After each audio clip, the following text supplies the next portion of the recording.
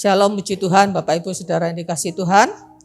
Hari ini kita akan mendengar firman Tuhan tentang Allah dan persembahan.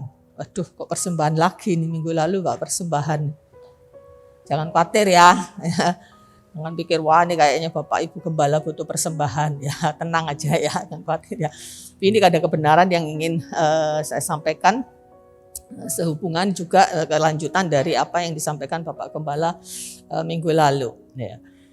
Nah, persembahan, arti kata persembahan itu intinya esensi dari persembahan itu adalah pemberian. Ya, cuman istilah persembahan itu lebih dipakai ya untuk orang yang terhormat. Ya, menurut Kamus Bahasa Indonesia tuh gitu. Persembahan itu adalah pemberian kepada orang yang terhormat. Ya. Penyembujian tadi kita dibawa untuk kita memahami betapa terhormatnya Tuhan kita. Amin. Betapa dahsyatnya Tuhan kita. Betapa luar biasa agung dan mulianya Dia ya Tuhan.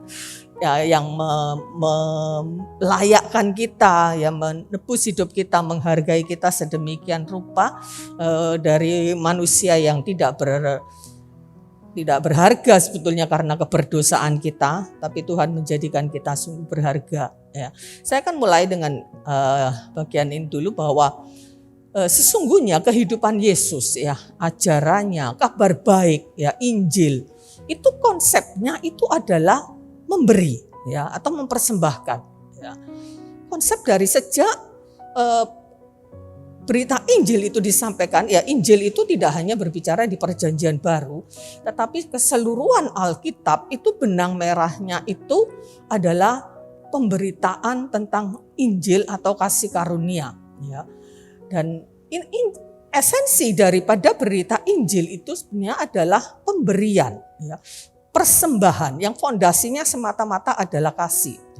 Kita lihat kehidupan atau kehadiran Yesus ke dalam dunia itu adalah pemberian. Pemberian Allah kepada manusia.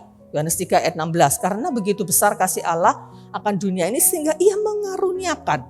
Inti dari kata mengaruniakan ini adalah memberikan ya, anaknya yang tunggal ya, untuk menjadi korban tebusan. Supaya setiap orang yang percaya kepada Dia tidak binasa. Ya. Kemudian pengampunan dosa, keselamatan kekal kita itu juga adalah anugerah atau pemberian, ya, pemberian Allah kepada kita, ya, semata-mata karena anugerah. Ya, Efesus 2 ayat 89, Yohanes 10 ayat 28, gembala yang baik itu memberi hidup yang kekal, ya, dan seorang pun tidak akan binasa. Dan gembala yang baik itu bahkan tidak hanya untuk memberikan hidup kekal, tetapi selama kita sebagai domba-dombanya ada di dalam dunia ini, maka gembala itu rela melindungi, memberikan nyawanya untuk melindungi domba-dombanya. Ya. Jadi inti dari keseluruhan berita Injil, ya, berita Injil itu dimulai dari Kejadian 3 ayat 15. Ya.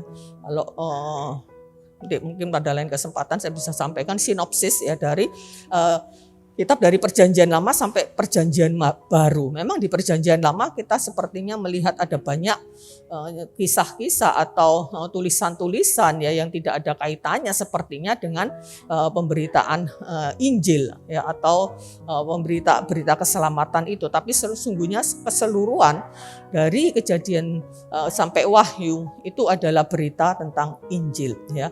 Dan inti sekali lagi esensi daripada berita Injil atau kabar baik itu adalah kasih karunia. Kasih karunia itu adalah pemberian, anugerah itu adalah pemberian. Nah, kita akan melihat secara khusus ini persembahan ya kepada Allah. Ya, jadi persembahan itu tadi pemberian ya, kepada orang yang terhormat, itu dipakai kata persembahan. Nah, sesungguhnya kita tahu Allah itu tidak butuh apapun dari kita. Tetapi Allah itu berkenan untuk menerima ya, persembahan-persembahan dari manusia. Ya, Allah berkenan menerimanya. Dan ini pun adalah anugerah kalau Tuhan itu berkenan untuk menerima persembahan-persembahan kepada manusia. Ya, persembahan-persembahan dari manusia. Nah, memberi kepada Allah ya, kalau kita baca dari Matius 22 ayat 21, ini kisah ketika orang-orang itu berusaha menjebak Yesus dengan pertanyaan, apakah diperbolehkan bayar pajak kepada kaisar atau tidak? Ya, ini pertanyaan yang menjebak, memang mereka ingin menjatuhkan Yesus dengan berbagai macam cara. Ya. Lalu Yesus menjawab mereka, gambar dan tulisan siapa? Ya, lalu mereka jawab dan tulisan Tuhan Yesus meminta tunjukkan mata koin, mata uang. Ya, lalu Yesus tanya, ada gambar siapa di situ? Ya, mereka menjawab, ada gambar dan tulisan kaisar. Lalu kata Yesus, berikanlah kepada kaisar apa yang wajib kamu berikan kepada kaisar. Dan dilanjutkan, ya kenapa tidak berhenti sampai di situ? Sebetulnya kalau dalam konteks untuk mereka membayar pajak kepada kaisar cukup sampai di situ. Tapi Yesus melanjutkan, dan kepada Allah apa yang wajib kamu berikan kepada Allah. Ya. Nah, dari terjemahan bahasa Inggris King James dan terjemahan Firman Allah yang hidup, ya, itu dikatakan Yesus berkata, berikanlah milik kaisar kepada kaisar dan milik Allah kepada Allah. Jadi dari ayat ini bisa disimpulkan bahwa memberi kepada Allah itu wajib. Tadi dikatakan berikan apa yang wajib kamu berikan kepada kaisar, kamu berikan kepada kaisar. Apa yang wajib kamu berikan kepada Allah, kamu berikan kepada Allah. Ya, dan dari terjemahan King James itu katakan kembalikan milik Allah, memberikan berikanlah kepada kaisar milik kaisar, kepada Allah itu milik Allah diberikan kepada Allah. Jadi memberi kepada Allah itu sama dengan memberikan miliknya kembali kepada Allah atau mengembalikan miliknya. Ya, ini yang perlu kita pahami, ya. Jadi memberi kepada Allah, ya, itu ada yang Yesus katakan tadi itu wajib. Apa yang punyanya Tuhan harus kembali kepada Tuhan. Ya. Apa yang menjadi milik Tuhan, apa yang wajib kamu persembahkan, berarti di sini ada satu konsep bahwa ada hal yang harus manusia lakukan terhadap Allah. Ya. Dengan memberi, ya, memberi yang diberikan, apa yang diberikan juga milik Allah. Ya.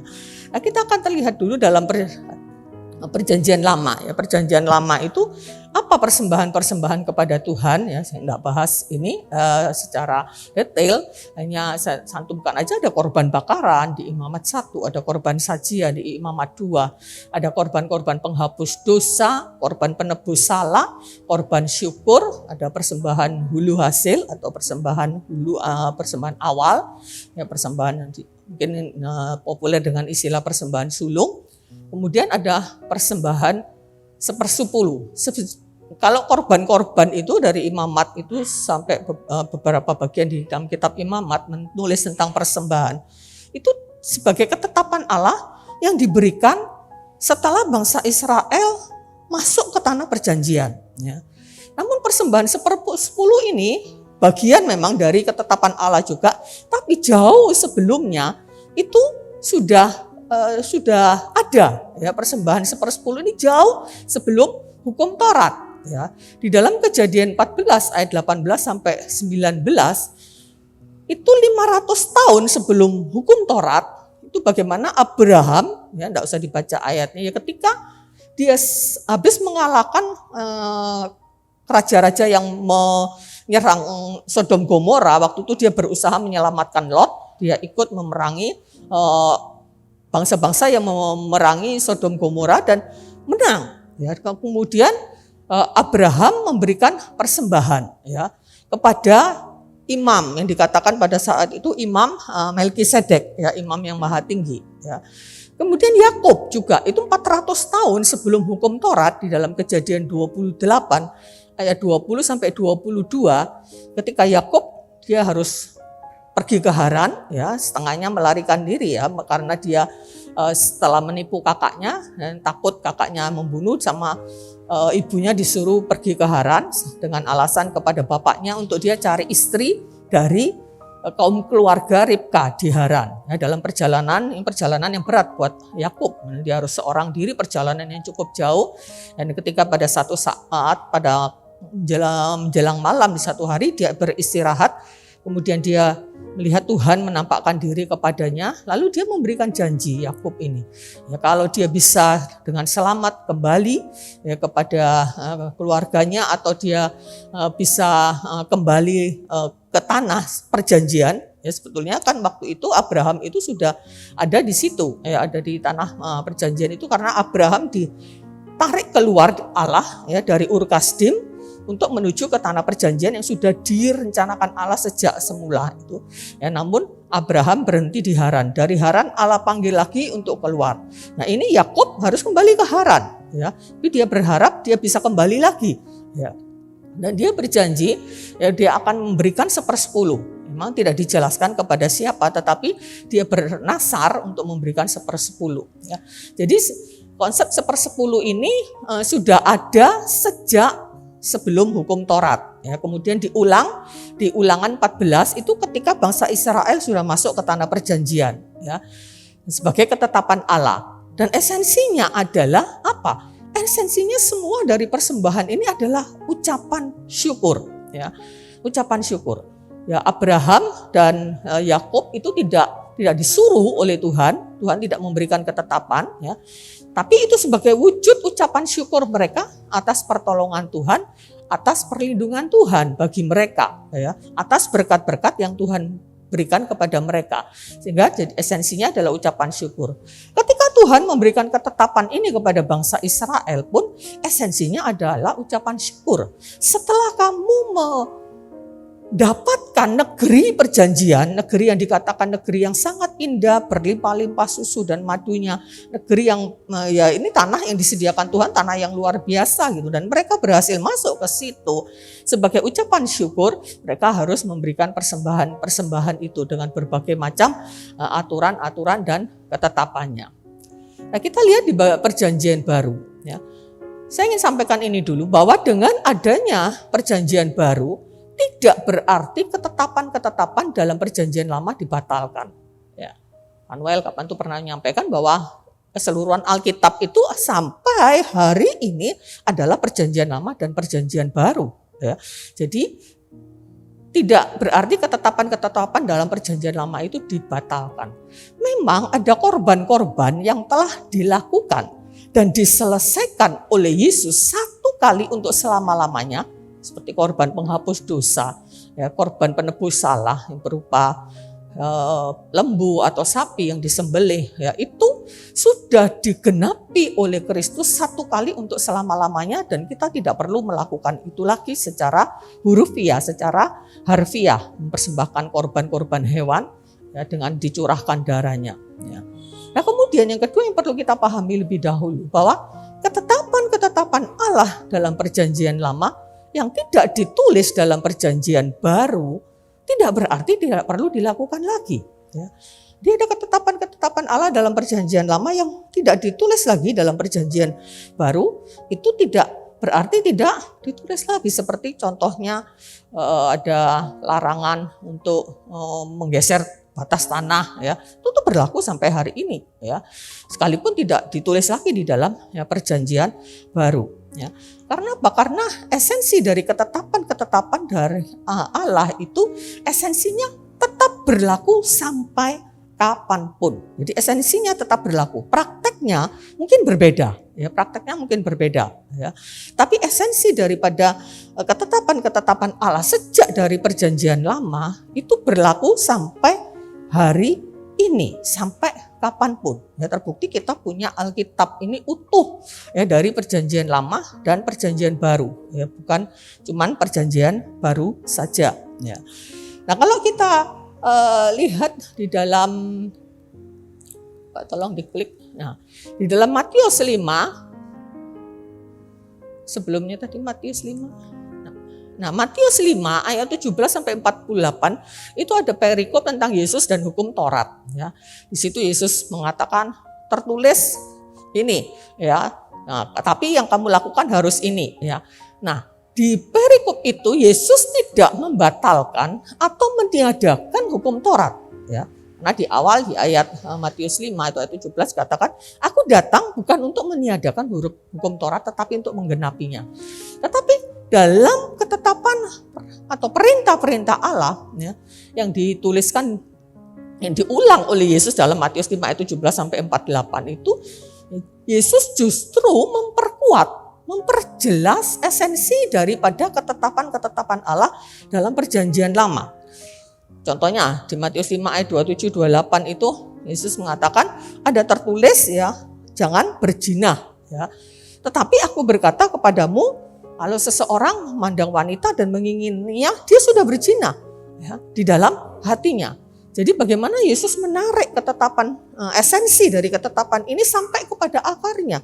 Berzina kalau di dalam perjanjian lama itu tentang perzinahan secara fisik ya, secara tubuh. Yesus mengatakan ya, bukan hanya itu berzina, tapi perzinahan dalam hati. Bagaimana Yesus menarik esensi dari ketetapan Allah dalam perjanjian lama ini sehingga makin diperkuat esensinya.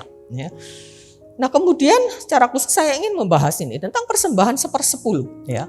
Memang tidak banyak ayat dalam perjanjian baru yang mencatat tentang persepuluhan. Ya. Bahkan di surat-surat Rasul Paulus pun. Rasul Paulus ini penulis sebagian besar perjanjian baru. Ya. Tapi kita lihat bagaimana Rasul Paulus itu mengajar tentang memberi, tentang pemeliharaan ya kepada rasul-rasul, tentang bagaimana dibahas di khotbah minggu lalu ya, tentang bagaimana Rasul Paulus menuliskan tentang kesediaan hati, tentang ketekatan bulat dari jemaat di Makedonia untuk mereka ikut ambil bagian di dalam pengumpulan. Waktu itu kan terjadi penganiayaan di Yerusalem ya, rasul-rasul itu mengalami penganiayaan sehingga mereka kadang ada yang banyak harus lari meninggalkan Yerusalem tanpa bawa apa-apa. Dan mereka orang-orang percaya ya di beberapa tempat itu berusaha mengumpulkan dana ya untuk mensupport ya mereka yang mengalami penganiayaan itu ya. Dan bagaimana jemaat di Makedonia ini memaksa Rasul Paulus untuk diberi kesempatan untuk ikut ambil bagian ya di dalam pelayanan itu. Nah, itu yang Rasul Paulus mengajarkan tidak tertulis secara eksplisit ya, di dalam surat-surat Rasul Paulus maupun di dalam terjemahan perjanjian baru yang lain ya. Ya kita lihat cuma pada beberapa ayat ya, salah satunya di Matius 23 ayat 23 ya. Ini ucapan Yesus yang mengatakan, celakalah kamu hai ahli-ahli Taurat dan orang Farisi, hai kamu orang-orang munafik, sebab persembahan persepuluhan dari selasi, adas manis, jintan kamu bayar. Jadi sesungguhnya orang-orang Yahudi, orang-orang Farisi, ahli-ahli Taurat ya, itu mereka dengan tertib ya melakukan apa yang tertulis dalam perjanjian lama, dan Yesus tidak perlu mengulang itu lagi, dan Yesus cuma menekankan kamu bayar semuanya itu. Tapi kamu mengabaikan yang lain. Mereka mengabaikan keadilan, belas kasihan dan kesetiaan. Dan di akhir kata dari ayat 23 itu Yesus mengatakan, yang satu harus dilakukan, yang lain jangan diabaikan. Dalam arti ya 1/10 tetap harus kamu lakukan, tetapi keadilan, belas kasihan dan kesetiaan jangan diabaikan. Dan sebaliknya, dalam Matius 15 ayat 15 Tuhan Yesus juga mengecam ya orang-orang Yahudi ketika mereka mengatakan, wah untuk memelihara orang tua itu sudah dipakai untuk persembahan ya. Jadi mereka merasa tidak perlu lagi memberi untuk orang tua. Yesus juga mengecam itu ya. Tidak berarti, bukan berarti seperti itu kamu melakukan satu hukum tapi mengabaikan yang lain. Ya. Seluruhnya harus dilakukan. Ya. Semuanya harus dilakukan. Tentu apa yang Yesus lakukan atau sampaikan ini adalah sebuah kebenaran gitu yang Tuhan Yesus ingin merombak ya pola berpikir ya orang-orang Yahudi, orang-orang Farisi, ahli-ahli Taurat yang begitu ketat mereka melakukan hukum Taurat sampai detail-detailnya, tapi mereka tuh mengabaikan belas kasihan ya. Mereka mengabaikan keadilan ya, kadang mereka memeras orang ya, tapi mereka hukum Taurat mereka lakukan dengan teliti. Ini yang Yesus kecam ya. Salah satu sisi katakan Yesus yang satu harus dilakukan. Yang satu tuh apa? Kalau konteks dari ayat 23 ini katakan kan mereka konteksnya itu ada dua hal, tentang memberi 1/10 dan yang terpenting dalam hukum Taurat yaitu keadilan, belas kasihan. Nah, yang satu ini harus dilakukan, yang lain jangan diabaikan. Ya. Ini apa yang Yesus sampaikan. Ya, jadi ayat 20 Matius 23 ayat 23 ini memang hanya sedikit menyinggung ya tentang 1/10 dibandingkan dari keseluruhan kitab dalam Perjanjian Baru. Kemudian ada lagi ayat di dalam Ibrani 7 ayat ke-8. Ibrani 7 ayat 8 itu mengatakan, dan di sini manusia-manusia lama menerima persepuluhan, dan di sana ia yang tentang dia diberi kesaksian bahwa ia hidup. Ini terjemahan ini memang kurang jelas. Ya, terjemahan ini kurang, saya kalau baca dari terjemahan baru ini bingung artinya. Ya, tapi setelah dibandingkan dengan terjemahan-terjemahan lain dan terjemahan bahasa Inggris, itu maksudnya begini. Imam-imam yang menerima ya, pungutan 1/10 ya, bagian itu adalah orang yang bisa binasa, mati. Artinya 1/10 itu di dunia ya diterima ya oleh imam-imam yang bisa mati. Ya, tetapi ya, menurut Alkitab ini dari terjemahan bahasa Indonesia sehari-hari ya, Melkisedek, disinggung lagi tentang Melkisedek dari Ibrani 7 mulai ayat 1 itu berbicara tentang Melkisedek ya. Tetapi menurut Alkitab Melkisedek yang menerima persembahan persepuluhan bagian itu adalah orang yang tetap hidup ya. Nah, jadi artinya persembahan 1/10 di sini di dunia ini memang diterima oleh imam-imam manusia yang bisa mati. Tetapi ada pihak lain yang menerima persembahan itu, yaitu Melkisedek. Ya, memang Melkisedek ini unik gitu ya. Alkitab tidak mencatat banyak tentang Melkisedek, tapi dari Ibrani itu disimpulkan bahwa Melkisedek ini menggambarkan keimaman dari Kristus. Ya, karena dikatakan di ayat yang keempat bahwa Melkisedek itu tidak bisa mati ya. Ini menggambarkan keimaman Kristus. Di ayat 3 dikatakan ia dijadikan sama dengan anak Allah dan ia tetap menjadi imam sampai selama-lamanya. Kalau berbicara tentang Melkisedek di dalam Kejadian di mana Abraham memberikan persembahan itu adalah manusia ya, tetapi dalam Ibrani dikatakan dia tidak berbapak, tidak beribu. Ya. Ini menggambarkan Melkisedek ini keimaman daripada Kristus yang berlaku kekal. Ya, jadi di Ibrani 7 ayat 8 itu dikatakan bahwa ada pihak lain yang menerima persembahan itu adalah mereka yang tidak bisa mati. Dan digambarkan seperti Melkisedek itu yaitu gambaran daripada keimaman Kristus yang menjadi imam sampai selama-lamanya. Ya. Jadi dalam Perjanjian Baru hanya mencantumkan itu. Ya. Kemudian di dalam Roma 12 ya ini tema tahun lalu itu bagaimana orang-orang Perjanjian Baru itu ada penekanan untuk persembahkanlah tubuhmu ya sebagai persembahan yang hidup, yang kudus dan yang berkenan kepada Allah. Ya, itu tentang persembahan yang ditulis di dalam Perjanjian Baru. Ya. Nah kita lihat sekarang di masa kini. Ya. Di masa kini apakah wajib ya, untuk memberikan persembahan 1/10 persembahan lain-lainnya ya kepada Allah? Apakah itu wajib? Ya. Tidak ada satu lembaga pun gereja atau pendeta atau siapa yang bisa mengharuskan atau mewajibkan itu. Sekalipun menurut Matius 22 ayat 21 itu Yesus sendiri mengatakan ada yang wajib kamu berikan kepada Allah, ada yang wajib kamu kembalikan, yaitu milik Allah. Tapi pada konteks masa kini ya, kalau pada zaman hukum Taurat ya mereka diwajibkan itu semua harus ya memberikan semuanya itu, melakukan hukum Taurat sampai detailnya. Ada ahli-ahli Taurat, ada orang-orang Yahudi itu yang selalu ngawasi kesalahan orang ya untuk mereka kalau mereka melanggar hukum Taurat. Tapi masa kini saya katakan tidak ada satu lembaga pun. Ya mungkin sih ada gereja yang mengharuskan, tapi pun tidak bisa dikontrol kan? Ya siapa yang bisa kontrol? Ya apakah mau ditagih? Kamu belum kasih 1/10. 1/10-nya benar 1/10 atau tidak? Ya, dihitung. Gak ada, ya. Tidak ada lembaga atau siapapun, gereja sekalipun yang bisa mengharuskan orang memberikan 1/10, ya, atau persembahan-persembahan lain. Ya. Dalam konteks masa kini, ya, tidak ada yang bisa mewajibkan itu. Ya. Tetapi yang kita harus pahami, ada prinsip-prinsip firman Tuhan yang berlaku ya, sejak zaman perjanjian baru, dari perjanjian lama bahkan sampai sekarang yang tidak berubah. Ya. Prinsip kalau orang itu menabur sedikit, ya dia akan menuai sedikit. Ya, dalam 2 Korintus 9 ayat 6. Ya. Orang yang menabur banyak, ya menuai banyak. Ya prinsip ini berlaku kekal, berlaku sampai hari ini.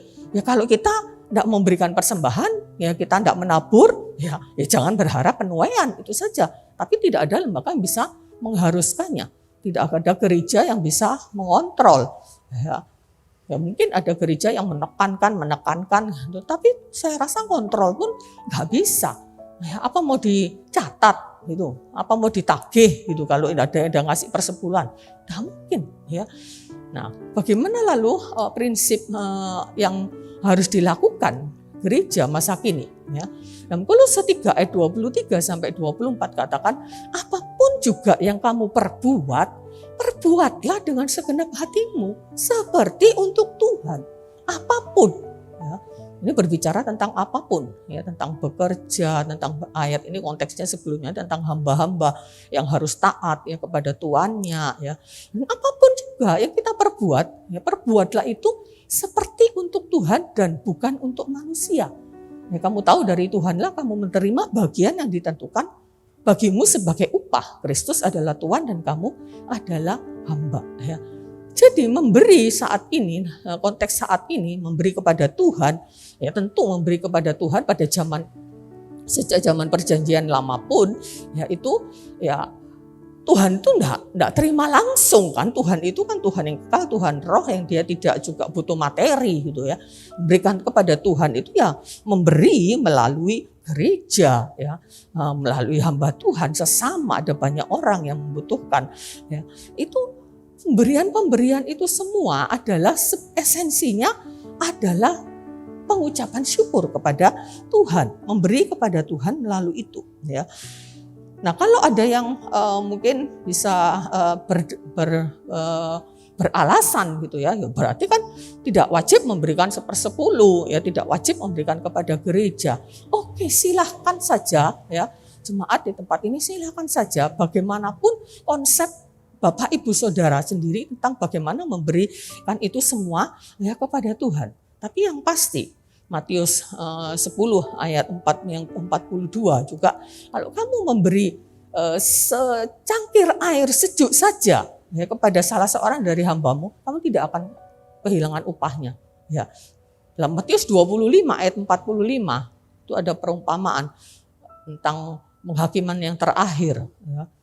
Tuhan itu mengatakan, ya, apapun yang kamu lakukan, ya, kepada salah seorang dari saudaramu yang paling hina, kamu melakukannya untuk aku. Ya.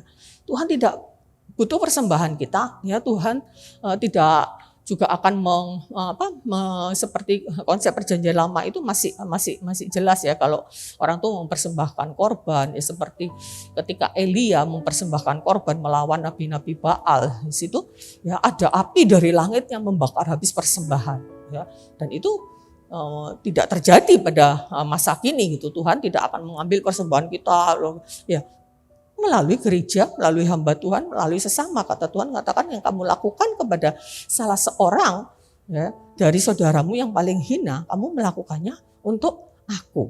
Ya.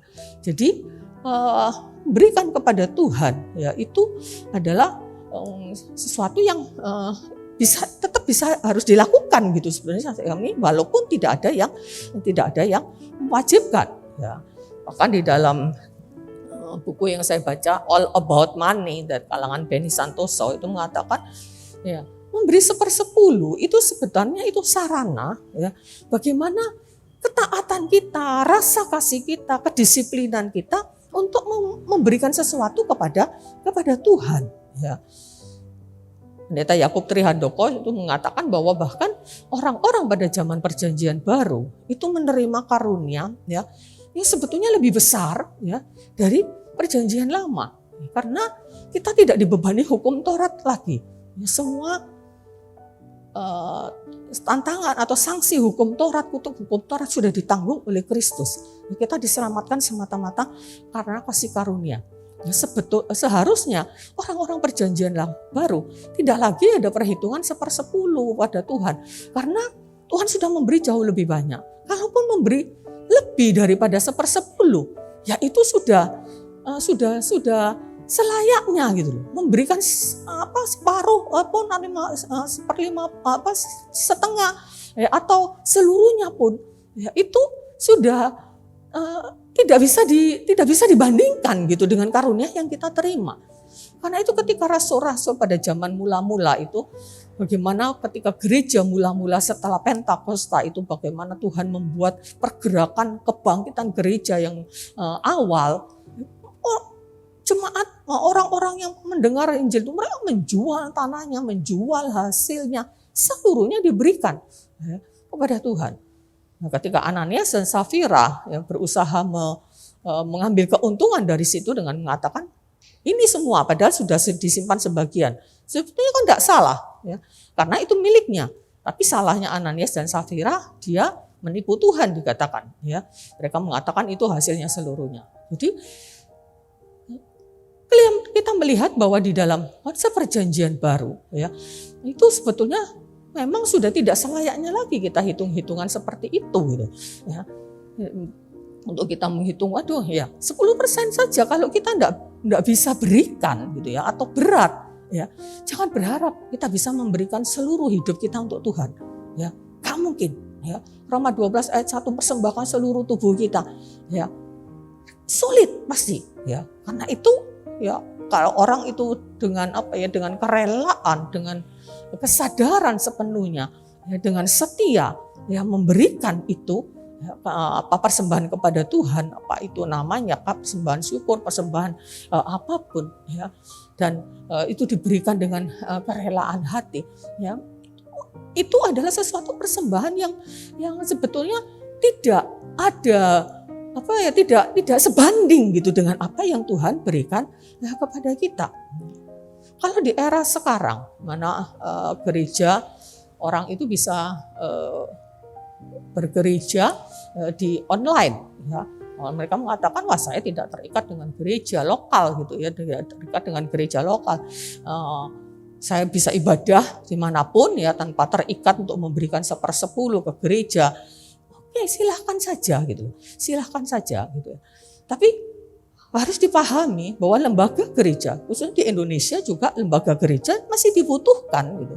Keanggotaan atau keterikatan kita kepada jemaat lokal juga dibutuhkan, ya. Kalau mau nikah, ya, kalau enggak menjadi jemaat salah satu gereja, gimana mau nikah sekarang? Peraturan pemerintah mengharuskan, ya, menikah ya, secara agama, ya. Kalau meninggal gimana, ya? Kalau tidak, wadah saya enggak berjemaat, enggak bergereja, pokoknya ikut gereja online, ya. Tapi kita membutuhkan lembaga gereja, ya. Nah, kita harus melihat bahwa nah, kita masuk di sini saja ya. Nah, tolong diklik. Nah, kita masuk di prinsip-prinsip memberi dengan benar, ya. Kita masuk di sini dulu. Prinsip memberi yang benar, atau ini dalam konteks memberi persembahan kepada Tuhan dan sesama, ya. Prinsip memberi secara umum gitu ya. Nah, kita harus lihat dulu prinsip ekonomi kerajaan Allah. Prinsip ekonomi kerajaan Allah itu bahwa Tuhan yang mendahului, ya, Tuhan yang memberi, menyediakan terlebih dahulu, ya. Manusia menerima tinggal. Kita lihat dalam penciptaan, ya. Sebelum Tuhan menjadikan Adam dan Hawa, Tuhan sudah menyediakan dulu. Jadi inisiatif apa dari Tuhan. Seperti saya katakan di awal tadi, konsep pemberitaan Injil, konsep kabar keselamatan itu Allah yang berinisiatif, ya. Bukan manusia yang berusaha mencari Tuhan. Tidak mungkin ya, mencapai Tuhan dengan melakukan hukum Taurat, tidak mungkin. Yesus yang berinisiatif. Jadi Tuhan yang punya inisiatif terlebih dahulu. Tuhan yang menyediakan, ya.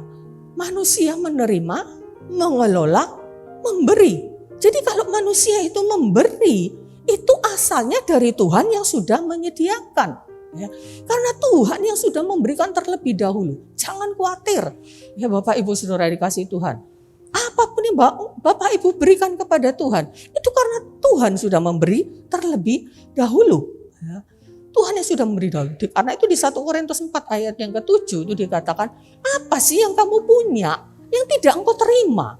Kalau kamu menerimanya, mengapa engkau mengatakan bahwa kami bukan menerima gitu, tapi mungkin dari usaha keras, usaha kerja keras kita, ya dari warisan yang kita terima dari orang tua, ya kita sudah mendapatkan. Ingat, kita lahir ke dunia tidak membawa apa-apa, ya. Apa yang kita punya hari ini semata-mata karena Tuhan yang memulai terlebih dahulu. Memang Tuhan tidak menjatuhkan dari langit berkat kita harus bekerja, ya. Orang harus bekerja, kalau tidak bekerja tidak pantas untuk makan, ya, lewat bekerja, ya. Jadi memberi di dalam konsep kerajaan Allah itu adalah hal yang sangat-sangat wajar, ya. Hal-hal yang sangat tidak berlebihan, ya. Kalau anak-anak Tuhan, orang-orang percaya, ya, terlalu berat untuk memberi. Nah, ini yang tidak wajar. Ini yang tidak wajar. Ya. Memberi, ya, itu menjadi satu karakter, ya, menjadi satu hal yang menjadi bagian daripada kehidupan orang-orang percaya. Ya. Karena Tuhan itu juga kerjanya Tuhan itu hanya memberi, dia memulai mengasihi, dia memberi, memelihara, melindungi gitu. Nah, ini prinsip ekonomi kerajaan Allah. Segala-galanya itu dimulai dari Tuhan. Ya, Bapak Ibu bisa punya apa saja. Kalau Tuhan janji makan, tidak usah khawatir soal makan, minum, pakai. Tuhan memberi lebih dari sekedar makan, minum, pakai. Ya kan? Ya, rumah ada, ya. Segala yang memang kebutuhan sekarang ini mungkin sudah berkembang. Kebutuhan manusia tidak, kebutuhan pokok itu tidak lagi mungkin makan, minum, pakai. Ya, kebutuhan untuk rumah itu mungkin juga menjadi kebutuhan pokok, ya, sekalipun tidak harus punya rumah sendiri, ya gitu. Ya, kebutuhan yang lain-lain juga bahkan sekarang mungkin gadget ini menjadi kebutuhan pokok gitu, ya. Penting gitu, ya, untuk sarana komunikasi dan sebagainya. Oke, silakan, dan itu semua Tuhan berikan kepada kita. Tuhan, walaupun Yesus mengatakan dalam Matius 6, jangan kamu khawatir soal makan, minum, pakai. Allah memberi lebih daripada sekedar makan, minum, pakai. Ya. Nah, sedangkan prinsip ekonomi dunia itu beda. Prinsip ekonomi dunia, ya, ini mungkin kaitannya dengan orang-orang yang tidak mengenal Tuhan gitu, ya, bukan umat Tuhan, bukan anak-anak Tuhan. Mereka mencari. Mereka bukan menerima dari Tuhan. Mereka mencari. Karena itu ada istilahnya cari nafkah, cari duit, ya. Nah, itu jangan pakai konsep mencari. Ya, jangan ajari anak-anak, "Papa di mana?" "Oh, Papa lagi cari duit." Ya, jangan cari duitnya di mana, duitnya siapa yang dicari itu. Itu bukan konsep kerajaan Allah, ya. Ya, karena memang konsep dunia itu mencari, mereka cari berkat, cari duit, ya, lewat kerja. Lalu mereka mengelola, memberi tidak wajib. Tidak wajib. Nah, tidak ada hukumnya sekalipun, ya, mungkin di aliran di saudara-saudara kita Muslim itu ada kewajiban mereka harus memberi zakat 2,5%. Ya, ada kewajiban di situ di agama-agama tertentu mungkin. Tetapi ya kalaupun juga sama juga, ya, kalau tidak memberi pun ya tidak ada sanksinya juga, ya kan, tidak ada sanksinya, ya. Tapi ada banyak juga orang-orang di luar kekristenan yang mempunyai hati yang sangat dermawan, ya, mereka yang memberi sangat luar biasa gitu, ya, lepas dari apapun itu tujuannya, ya, tetapi ada banyak orang-orang yang memberi, ya. Tetapi di dalam kekristenan, di dalam konsep kerajaan Allah, ya, itu ada prinsip yang sangat jelas berbeda, ya, antara mencari dan kita menerima, ya.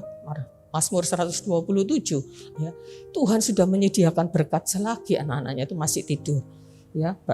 Bangun bukan langsung terima berkat, ya, harus kerja gitu. Nah, ini yang pertama dulu tentang prinsip memberi yang benar. Nah, kemudian memberi dalam prinsip kerajaan Allah, prinsip yang benar itu memberi dengan hati yang mengasihi, hati yang bersyukur bahwa segala sesuatu datang dari Tuhan. Jadi apapun yang kita berikan kepada Tuhan, sebesar apapun, itu karena kita sudah terima duluan, ya. Sudah kita terima duluan. Dan kalau kita sudah melakukan itu, ada efeknya lagi, Tuhan memberkati. Ya, Tuhan makin memberkati juga. Ya, karena dengan ukuran yang kamu pakai untuk mengukur akan diukurkan kepadamu. Kamu memberi segini, ya Tuhan beri segini. Tapi dimampatkan sama Tuhan sampai luber. Ya. Tapi prinsipnya bukan kita memberi dulu, ya lalu Tuhan memberkati kita. Prinsip sejak dari semula Tuhan yang berinisiatif, ya Tuhan yang memulai terlebih dahulu. Dan kita harus memberi dengan rasa syukur dan mengingat hal-hal yang telah Tuhan lakukan. Dalam Ulangan 26 itu dibahas tentang pemberian-pemberian, yaitu untuk mengingat perjalanan mereka di padang gurun bahwa Tuhan memelihara, dan mereka harus kemudian setelah sampai di tanah perjanjian mereka harus memberikan kepada Tuhan untuk bersyukur kepada Tuhan. Jadi itu intinya ya di dalam kita memberikan kepada Tuhan, memberikan yang sesuai apa yang dari hati ya, dengan kerelaan hati, tidak dengan terpaksa. Kemudian memberi yang terbaik ya. Oh ya, di dalam Ulangan itu juga mereka memberi itu sambil mengagungkan Tuhan. Dalam Ulangan 26 ayat 10 ketika mereka membawa persembahan di tempat yang sudah ditentukan Tuhan ya, di hadapan imam-imam, mereka harus sujud tersungkur ya. Itu sebagai wujud hati yang mengagungkan Tuhan, yang memuliakan Tuhan. Dan di dalam 2 Korintus 9 ayat 7 dikatakan Tuhan itu senang dengan orang yang Allah itu mengasihi orang yang memberi dengan sukacita.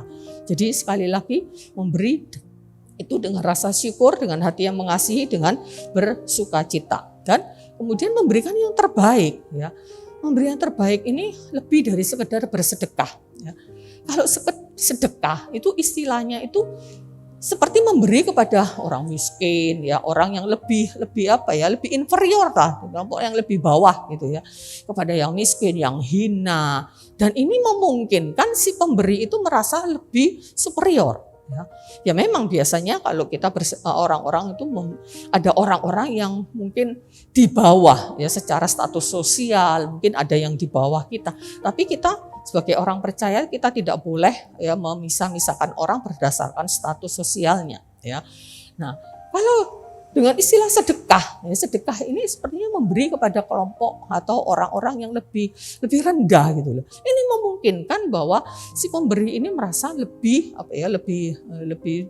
superior, ya lebih tinggi tingkatannya, ya.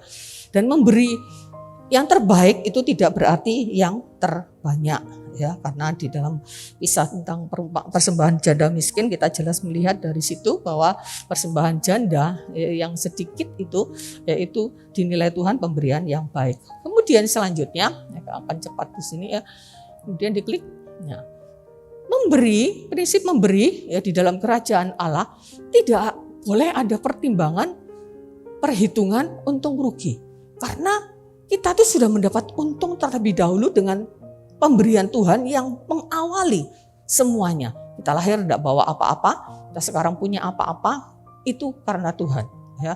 Nah, orang yang banyak pertimbangan, ya cari-cari mana sih ya persepuluhan tidak berlaku lagi di perjanjian baru, ya banyak alasan, banyak perhitungan, banyak pertimbangan. Lebih baik nggak usah memberi, ya lebih baik nggak usah memberi. Gereja juga tidak ada lembaga yang bisa mengharuskan. Ya. Wah, tuh 1/10 kok kokean ini ya. Wes dikurangi ya. Tidak ada yang bisa ngontrol ya. Tetapi kalau orang itu sudah banyak pertimbangan, waduh kebanyakan ya, atau mana ayatnya dalam perjanjian baru tidak ada ya. Perjanjian orang tuh harus mengutamakan keluarga. Oke.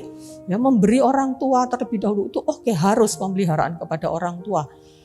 Harus memberi dulu kepada kaum keluarga yang membutuhkan. Oke, ya benar. Ya, tapi sampai sejauh mana saudara bisa memerhatikan anggota keluarga? Kalau keluarga inti sih pasti tidak usah dikasih ketetapan, juga pasti memelihara anak orang tua. Tapi dengan keluarga yang lain, keponakan, ya harus diperhatikan sampai sejauh mana batasannya. Kalau itu bisa dilakukan, oke, enggak apa-apa, enggak usah memberi ke gereja. Ya, harus memberi, lebih baik memberi kepada orang-orang di sekitar rumah kita, di tetangga-tetangga yang membutuhkan. Oke, silahkan. Sampai sejauh mana kita bisa memberi? Tidak ada batasannya. Ya, orang di sekitar kita ini bisa, ya kalau bicara tentang lingkup area, di satu RT mampu kita memberi kepada orang-orang miskin satu RT saja. Ya, jangan baru bicara satu RW, satu kelurahan, satu kota. Ya. Jadi kalau masih banyak pertimbangan, lebih baik nggak usah memberi. Ya. Karena itu mencerminkan sesuatu yang tidak dengan sukacita, dengan ikhlas. Ya memang dari pihak penerima, ya kalau di sini gereja itu ada kesempatan Bapak Ibu Saudara memberi untuk pekerjaan Tuhan, ya, sekolah itu persembahan terbesar itu jatuhnya ke sekolah, ya. Kebutuhan sekolah itu semua disubsidi terbesar itu ke sekolah semuanya, ya. Nah, kalau Bapak Ibu mau memberikan itu memang penerima atau pengelola, dalam hal ini di tempat ini saya berbicara tentang gereja di tempat ini, ya harus bertanggung jawab, ya. Jangan sampai hamba Tuhan serakah, ya. Lalu dengan cara-cara yang salah untuk bagaimana untuk kita mengintimidasi jemaat untuk memberi, sama sekali tidak, ya. Semuanya kembali kepada Bapak Ibu sendiri semua, ya. Nah, bagian terakhir saya akan berikan beberapa quote dari tentang memberi ini, ya. Larry Burkett mengatakan adalah lebih baik salah dalam tanda kutip, ya, dan memberi terlalu banyak daripada mengabaikan pimpinan Tuhan dan memberi terlalu sedikit. Saya juga punya prinsip seperti ini, daripada salah, ya, daripada saya keliru nanti. Lebih baik kami hamba-hamba Tuhan juga punya kewajiban untuk memberikan 1/10, ya, untuk menopang pekerjaan Tuhan di sinode, di kemajelis daerahan, ya, daripada salah, ya, saya lebih baik memberi lebih dari 1/10, ya. Nah, daripada engkau salah, aduh, kadung wis kakean memberi kepada Tuhan, ya, daripada engkau mengabaikan pimpinan Tuhan. Kalau kita memberi, wah jangan-jangan nanti orang ini menipu saya, ya.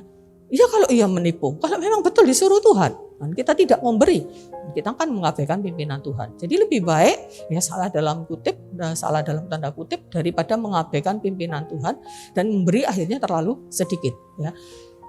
John Bunyan mengatakan semakin banyak orang memberi, semakin banyak memberi, semakin banyak dia memiliki, ya, karena itu tadi Tuhan itu tidak pernah berhutang. Apa yang kita berikan kepada Tuhan ada timbal baliknya. Kemudian lanjutnya, Tuhan tidak pernah meminta apapun dari anak-anaknya kecuali dia ingin memberi yang lebih.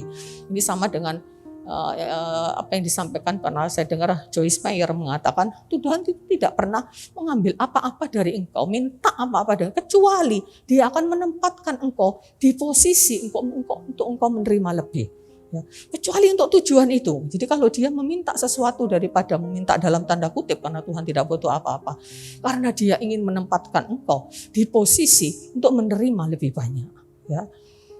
Dalam buku All About Money, Benny Santoso mengatakan memberi itu adalah syarat awal dari sistem keuangan Tuhan untuk menerima berkatnya, ya. Jadi Benny Santoso ini dia bukan pendeta, tapi dia banyak membahas tentang dia bahas tentang all about money, gitu, ya. Jadi memberi ini memang saya katakan tadi, sistem keuangan, sistem ekonomi kerajaan Allah itu dimulai dengan memberi. Tuhan yang memberi, ya. Bagi kita juga memberi itu adalah menjadi syarat awal dari sistem keuangan yang Tuhan inginkan, di mana dia bisa memberikan berkat lebih. Tuhan memberikan berkat lebih itu sesuai dengan taburan kita, sesuai dengan ukuran kita. Dan yang terakhir, memberi, ini Yakub dari Handoko mengatakan, ini satu hal yang menarik sebetulnya, makanya saya tuliskan di sini. Memberi adalah kesempatan untuk membuang berhala-berhala dan calon-calon berhala dalam hidup kita, ya. Karena orang tuh sering tidak sadar, ya, bahwa memang tidak bertuhankan uang, gitu, ya, tidak sampai menyembah dalam tanda petik menyembah uang, gitu mungkin, tetapi tanpa disadari seringkali, ya, uang itu menjadi berhala dalam hidup kita, ya. Ketika kita sulit untuk memberi, ya, memberi 1/10, memberi apa itu tidak disadari, uang sudah menjadi berhala dan ada calon-calon berhala lain, ya. Jika kita dengan memberi, ya, kita belajar, ya, untuk membuang semua berhala-berhala, keinginan-keinginan, ya.